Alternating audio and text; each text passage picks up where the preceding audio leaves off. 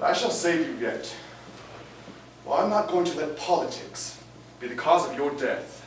For the fact is that this whole business is nothing but politics. The mournful shade of Polynices, the decomposing corpse, and the sentimental weeping and hysteria you mistake for heroism. Politics. Nothing but politics. I may be soft, but I'm fastidious. I like things clean, ship-shaped, and well-scrubbed. So don't think that I'm not just as offended as you are by the thought of that meat rotting in the sun. In the evening, when the breeze comes in off the sea, you can smell it in the palace, and it nauseates me. It is vile, but I refuse to even shut my window. And I can tell you what I can tell no one else. It is stupid, monstrously stupid. But the people of Thebes have to have their noses rubbed into it a bit longer. By God, if it were up to me, I would have buried your brother a long time ago, if for nothing else out of a matter of mere public hygiene. I admit what I'm doing is childish. But if the feather-headed rabble that I govern are to understand what's what, that stench must fill this town for a month. You are a loathsome man. I agree. My trade forces me to be. Now we can argue whether I ought or ought not to follow my trade. But once I agree to take a job, I must do it properly. Why do you do it at all? My dear, I woke up one morning and found myself king of Thebes. God knows there were other things in life I loved more than power. Then you should have said no. Yes. Yes, I could have said no. Only I felt it would have been cowardly. I should have been like a workman who turns down a job that must be done. So I said yes. So much the worse for you then. I didn't say yes. I can say no to anything that I think fine. And I don't have to count the cost. But because you said yes to your lust for power, all that you could do with all your crown, your trappings, and your guards, all that you can do is to have me killed. You've listened to me. If I want to. I don't have to listen to you if I don't want to. You stand there drinking in my words. Why is it that you don't call in your guards? I'll tell you why. You want to hear me out to the end, and that's why. You amuse me. Oh, no, I don't. I frighten you. That is why you talk about saving me. Everything would be so much easier if you had a docile, tongue-tied little Antigone living in the palace. I'll tell you something, Uncle Kruna. I'll give you back one of your own words. You are too fastidious to make a good tyrant. But you are going to have me killed today, and you don't want to. And it frightens you. God, is there anything uglier than a frightened man? Very well. I am afraid then. Does that satisfy you? I'm afraid that if you insist upon it, I shall have to have you killed. And I don't want to. I don't have to do the things that I think are wrong. If it comes down to that, you didn't really want to leave my brother's body unburied, did you? Say it. Admit that you didn't. I have said it already. But you did it just the same. And now, though you don't want to, you are going to have me killed. And you call that being a king? Yes, I call that being a king. Oh, poor Creon. My fingernails are broken. My fingers are bleeding, and my arms are covered with the welts left by the paws of your guards. But I am a queen. Then why not have pity on me and live? Isn't your brother's body rotting beneath my window payment enough for peace and order in Thebes? My son loves you. Don't make me add your name to that payment. I have paid enough already. No. You said your yes and made yourself king. Now you will never stop paying. But God in heaven, won't you try to understand me, as I have tried hard enough to understand you? There had to be one man who said yes. Someone had to agree to captain the ship. She had sprung 100 leagues and was loaded to the waterline with crime, ignorance, and poverty. The wheel was swinging in the wind. And every man-jack on board was about to drown, and only because all he could be bothered to think about was his own cheap skin and day-to-day traffic. Was that a time, do you think, for a man to be playing with words like yes and no? Was that a time for a man to be weighing pros and cons? One of you might not pay too dearly later on. One of you not might lose his life, his family, or his touch with other men. You grab the wheel and you raise the ship in the face of a mountain of water, and you shout an order. And if one man refuses to obey, you shoot straight into the mob. Into the mob, I say.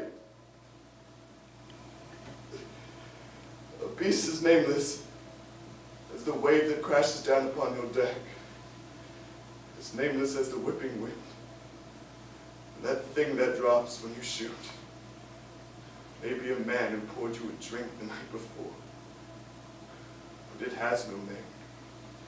And you, braced at the wheel, you have no name either. Nothing has a name, except the ship in the storm. Now do you understand? I'm not here to understand you. I'm here to say no to you and die. It is easy to say no. Not always. It is easy to say no. To say yes, you must sweat and roll up your sleeves and plunge both hands into life up to the elbows. It is easy to say no. All you have to do is sit and wait. Wait to go on living. Wait to be killed. That is the coward's part. No is one of your man-made words. Can you imagine a world in which trees say no to the sap, or beasts no to hunger and propagation? Animals are good, simple, tough. They move in droves, all nudging one another onwards. And no matter how many may fall by the wayside, there are always those few left who go on bringing their young into the world, traveling the same road with the same obstinate will, unchanged from those who went before. Animals? Oh, what a king you could make, Creon, if only men were animals. You despise me, don't you? Strange. Again and again I have imagined this conversation with a pale young man I had never seen before in the flesh. He would have come to assassinate me and would have failed. And I would be trying to find out from him why he wanted to kill me. But for all my logic and all my powers of debate, all I could get out from him would be that he despised me. Who would have thought that pale young man would turn out to be you, and that the debate would arise out of something so meaningless as the burial of your brother? Meaningless? And yet, you must hear me out to the end. My part is not a heroic one, but I will play it. I will have you put to death. But before I do, I want to make one last appeal. I want to make sure that you know what you are doing as well as I know what I am doing. Do you know what you're dying for, Antigone? Do you know the sad story to which you are to sign your name in blood for all time to come? What story? The story of Eteocles and Polynices. The story of your brothers. You think you know this story, but you don't. Nobody in Thebes knows this story but me. And today I feel that you deserve to know it too. It is not a pretty story, you shall see. But tell me first, Antigone, what do you remember about your brothers? They were older than you, so they must have looked down upon you. I imagine that they tormented you, pulled your pigtails, broke your dolls, whispered secrets to each other just to put you in a rage. They were bigger. And later on, when they were older, they would come home wearing evening clothes, strutting like men, smoking cigarettes, and they would pay no mind to you. But you thought they were wonderful. They were boys and girls are gold. And you didn't know why exactly, but you could tell that they were making your mother unhappy. You would see her in tears over them, and your father would fly into a rage because of them. You would hear them come in late at night, laughing noisily in the corridors, slamming doors, insolent, spineless, unruly, smelling of drink. One night, it was very early. We had just gotten. They were just coming in, and I hid behind a door. Paul was nice. His eyes were shining, and he was so handsome. In his evening clothes. He saw me and he said, "Here, this is for you." And he handed me a big paper flower that he'd gotten from his night out. And of course you still have that flower. Last night, before you crept out, you opened a drawer and looked at it for a time to give yourself courage. Who told you that? Poor little Antigone, with her nightclub flower. Would you like to know what your brother really was? Whatever he was, I know you will say vile things about him. Polynices was a cheap, idiotic bounder. That is what he was, a vile little voluptuary, a beast with just enough wit to throw away more money and drive a car faster than his pals. I was with your father one night when Polynices, who had lost quite a sum of money gambling, came in and asked your father to settle the debt. And when Oedipus refused, your brother raised a hand to him and called him a vile name. That's a lie. He hit him in the face with his fist. It was pitiful. Oedipus sat at his desk, head in his hands, nose bleeding, weeping with anguish, and Polynices stood in the corner sneering and smoking a cigarette. That's a lie.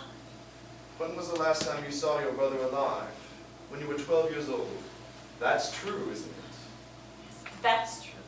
And now you know why. Oedipus was too chicken-hearted to have the boy locked up, so he was allowed to go off and join the Argive army. And as soon as he got to Argos, the attempts on your father's life began. Upon the life of an old man who couldn't make up his mind to die, who couldn't bear to be parted from his kingship. One after another, men slipped into thieves from Argos, intent upon assassinating him. And every would-be killer that we caught ended up confessing as to who had put him up to do it, who had paid him to try. And Polynices wasn't the only one.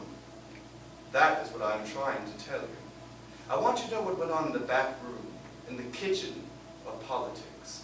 I want you to know what took place in the wings of this drama in which you are so burning to play a part.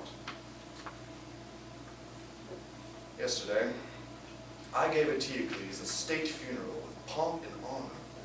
Today, he is a hero and a saint in the eyes of all of Thebes. The whole city turned out to bury him.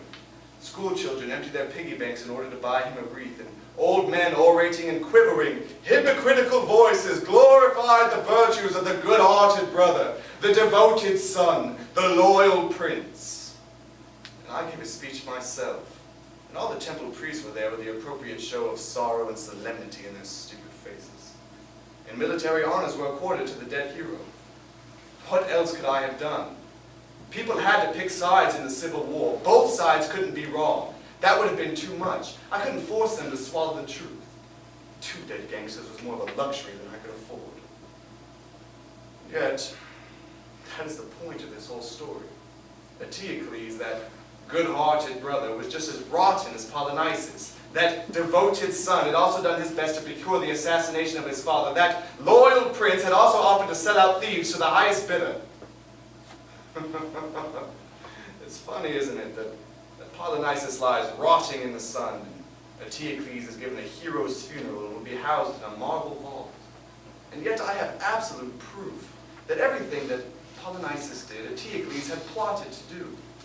They were blackguards, both intent on selling out each other as well as thieves, and they died like the cheap gangsters they were, over a division of the spoils. But as I told you a moment ago, I had to make a martyr out of one of them. So I sent to the Holocaust for their bodies. They were found clasped in one another's arms, for the first time in their lives, I imagine. And they were trampled by the Argive cavalry. They were mashed to a pulp, Antigone. I had the 2 carcasses brought in, and I gave the prettier of the 2 a state funeral, and I left the other to rot in the sun. I don't know which was which, and I assure you I don't care. Why do you tell me this? Would it have been better to let you die a victim to that obscene story? It might have been. I had my faith. What are you going to do now? I shall go up to my room. Don't stay alone. Go and find Aemon and get married quickly. Yes. All of this is beside the point. You have your whole life ahead of you. Life is a treasure. Yes. Don't think me too fatuous if I say that I understand you, and that at your age I should have done the same thing. But you were about to throw it all away. A moment ago when we were quarreling, you said that I was drinking in your words. I was, but it wasn't you who I was listening to. It was a lad named Creon. Lived here in Thebes many years ago. He was pale and thin, as you are. And his mind, too, was filled with thoughts of self-sacrifice.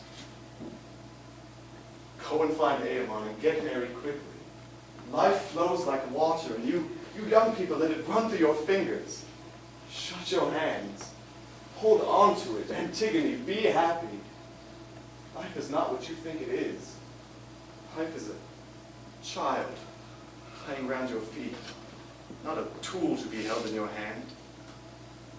Life is a bench that you sit on in the evening in your garden. People will tell you that that's not what life is, that life is something else. And they'll say that to you because they need your strength, they need your power, they want to make use of you. Don't listen to them. Believe me when I say that the only poor consolation you'll have in your old age is to realize what I have just said is true. Life is, perhaps after all is said and done, nothing more than the happiness that you get out of it. Happiness. Not much of a word, is it? Tell me, Creon, what kind of happiness do you foresee for me? Paint me the picture of your happy Antigone. What are all the unimportant little sins that I shall have to commit before I'm allowed to sink my teeth into life and tear happiness from it? Tell me, upon whom shall I have to lie? Upon whom shall I have to fawn? To whom must I sell myself? Whom must I leave dying while I turn away my eyes? Antigone, be quiet. Why do you tell me to be quiet when all I want to know is what I must do to be able to be happy? You say that life is so wonderful. I want to know what I must do in order to be able to say that myself. Do you love Aemon? Yes, I love Aemon. The Aemon I love is hard and young, and faithful and difficult to satisfy the way I am. But if what I love in Aemon is to be worn away like a stone step by the tread of the thing that you call life, the thing you call happiness, if Aemon stops growing pale with fear whenever I grow pale, if Aemon stops thinking I've been killed in an accident when I'm 5 minutes late, if Aemon has to learn to say yes to everything like you, then no, I don't love Aemon. You don't know what you're saying. Oh, I do know what I'm saying. It is you who have stopped understanding. I am too far away from you now, talking to you from a kingdom